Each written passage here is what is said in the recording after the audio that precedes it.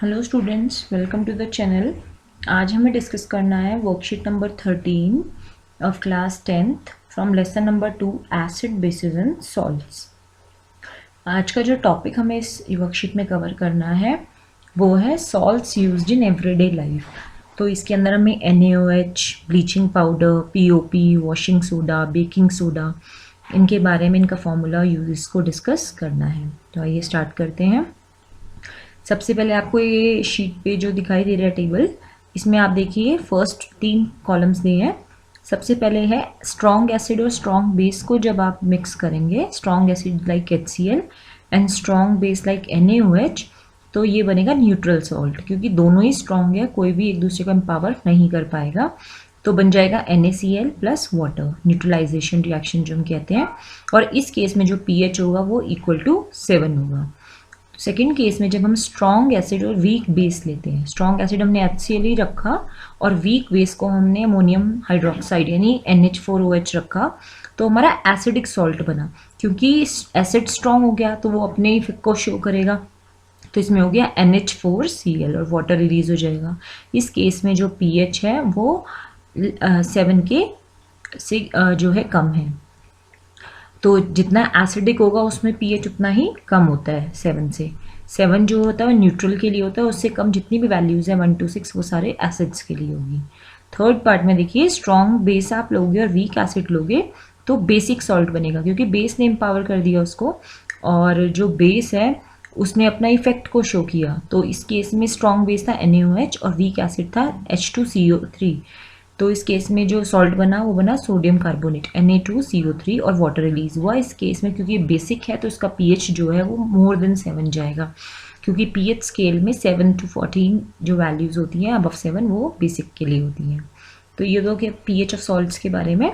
अब इसके बाद है रॉक सॉल्ट। तो रॉक सॉल्ट क्या है? Salt in its natural form as a crystalline mineral is known as rock salt. जो नेचुरली हमें सॉल्ट मिल रहा है ना सी वाटर से, जो क्रिस्टल की फॉर्म में है, उसे हम बोलते हैं रॉक सॉल्ट।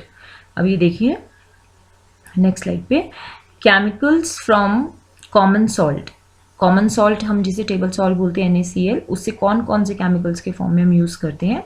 सबसे पहले हमारा सोडियम हाइड्रोक्साइड जिसे हम NaOH बोलते हैं। सेकेंड हमें डिस्कस करना है ब्लीचिंग पाउडर जिसका फॉर्मूला है CaOCl2। Third is baking soda जिसका फॉर्मूला है NaHCO3। फोर्थ है वॉशिंग सोडा जिसका फॉर्मूला है Na2CO3.10H2O। फिफ्थ है प्लास्टर ऑफ पेरिस जिसे हम POP भी बोलते हैं, इसका फॉर्मूला है CaSO4.12H2O। तो ये 4-5 फॉर्मूले हैं जो आपको याद रखने हैं इनके साथ। उसके बाद ये देखिए NaOH से ये सारे बने हैं, तो मेन सोडियम हाइड्रोक्साइड जो बेस है इसके बारे में देखिए। इसमें एक इंपॉर्टेंट टर्म आपको पता होनी चाहिए, ब्राइन। ये 1 मार्क का क्वेश्चन भी आ जाता है डिफाइन में। So when electricity is pass to an aqueous solution of NaCl जिसे हम ब्राइन बोलेंगे। एक्वस सोल्यूशन ऑफ NaCl क्या नमक है, सॉल्ट। अगर हम उसको पानी में घोल देंगे तो उसके लिए जो टर्म यूज़ हुआ है वो है ब्राइन। और हम इस जब सॉल्टी वाटर में से इलेक्ट्रिसिटी को पास करेंगे तो NaOH जो है वो ब्रेक डाउन करेगा और इससे जो प्रोडक्ट्स बनेंगे वो बनेंगे। NaCl जब ब्रेक डाउन हुआ वाटर की प्रेजेंस में इलेक्ट्रिसिटी पास करने से, तो बना NaOH plus chlorine plus hydrogen. तो इस प्रोसेस में क्लोरीन की फॉर्मेशन होने की वजह से, और NaOH एक बेस है, इसीलिए इस प्रोसेस को एक और नेम दिया जाता है जिसका नाम है chlor alkali process. Chlor for chlorine and alkali for NaOH base.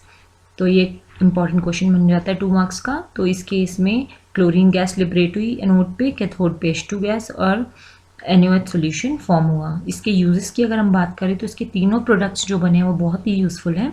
जैसे हाइड्रोजन जो बना है उसका यूज़ आपको पता है एज अ फ्यूल किया जाता है और आर्टिफिशियल बटर में किया जाता है।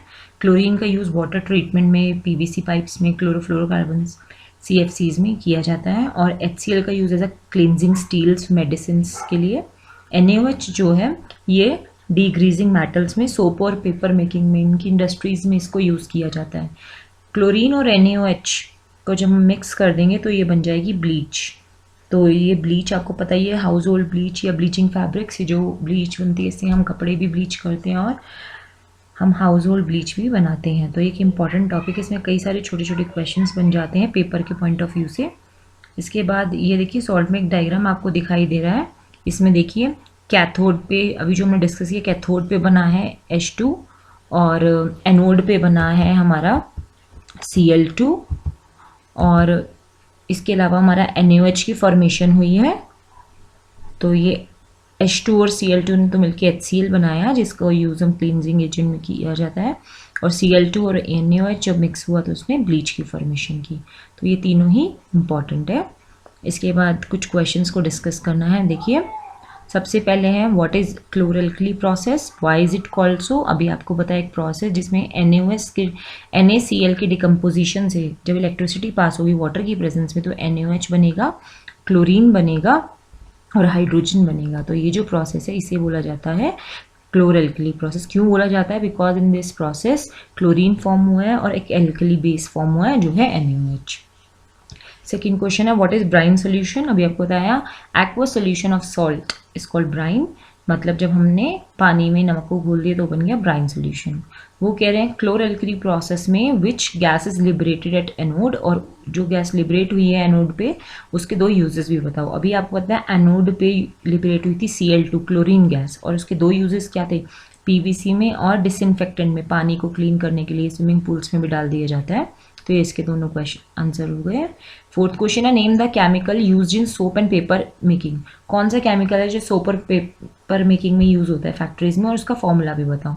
अभी आपको यूजेज जब हमने डिस्कस करी तो बताया था NaOH जो है सोडियम हाइड्रोक्साइड, ये यूज़ किया जाता है पेपर मेकिंग और सोप मेकिंग में। इसके अगर हम इसके फॉर्मूले की बात करेंगे तो आप सिंपल NaOH लिख देंगे। फिफ्थ क्वेश्चन है write two uses of H2 gas and HCl। Hydrogen और हाइड्रोक्लोरिक एसिड के यूजेस लिख रहे हैं दो। जो हाइड्रोजन है ये एज अ फ्यूल और as in artificial butter use किया जाता है, और जो HCl है वो मेडिसिन में और क्लीनिंग स्टील्स में यूज़ किया जाता है एसिड होने की वजह से।